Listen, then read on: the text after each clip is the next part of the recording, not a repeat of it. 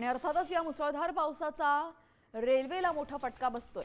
तिन्ही मार्गावरील वाहतूक उशिराने सुरू आहे। मध्य हार्बर आणि वेस्टर्न रेल्वेवरची वाहतूक उशिराने सुरू आहे। मध्य रेल्वे 15 मिनिटे, पश्चिम रेल्वे 20 मिनिटे उशिराने सुरू असून हार्बर मार्गावरील वाहतूक तब्बल 30 मिनिटे उशिराने सुरू आहे।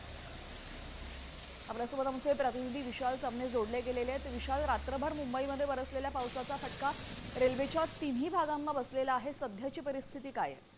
मुंबईत काल रात्रीपासूनच मुसळधार पाऊस कोसळतोय आणि या पावसाचा फटका जो आहे तो मुंबईकरांना बसल्याचं आपल्याला पाहायला मिळतंय।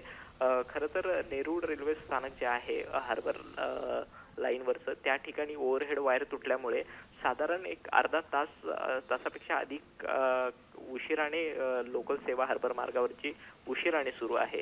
तर दुसरीकडे पश्चिम रेल्वे जी आहे तिथे देखील पावसाचा फटका बसल्याचं आपल्याला दिसून येते। या ठिकाणीही साधारण 15 मिनिटं उशिराने लोकल जे आहेत ते धावत आहेत, तर मध्य रेल्वेवरती 20 मिनिटं उशिराने लोकल धावत आहेत।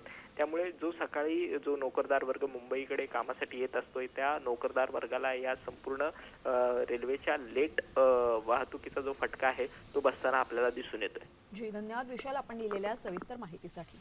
तर आपण पाहतोय रात्रभर मुंबईमध्ये बरसलेल्या पावसाचा मोठा फटका रेल्वेच्या तिन्ही मार्गांना बसतोय। मध्य हार्बर आणि पश्चिम रेल्वेला याचा फटका बसत असून मध्य रेल्वेवरची वाहतूक 15 मिनिटे, पश्चिम रेल्वेवरची वाहतूक 20 आणि हार्बर रेल्वेवरची वाहतूक सध्या 30 मिनिटे उशिराने सुरू आहे। आणि याचा मोठा फटका सकाळी कामावर निघालेल्या सर्व नागरिकांना बसतोय।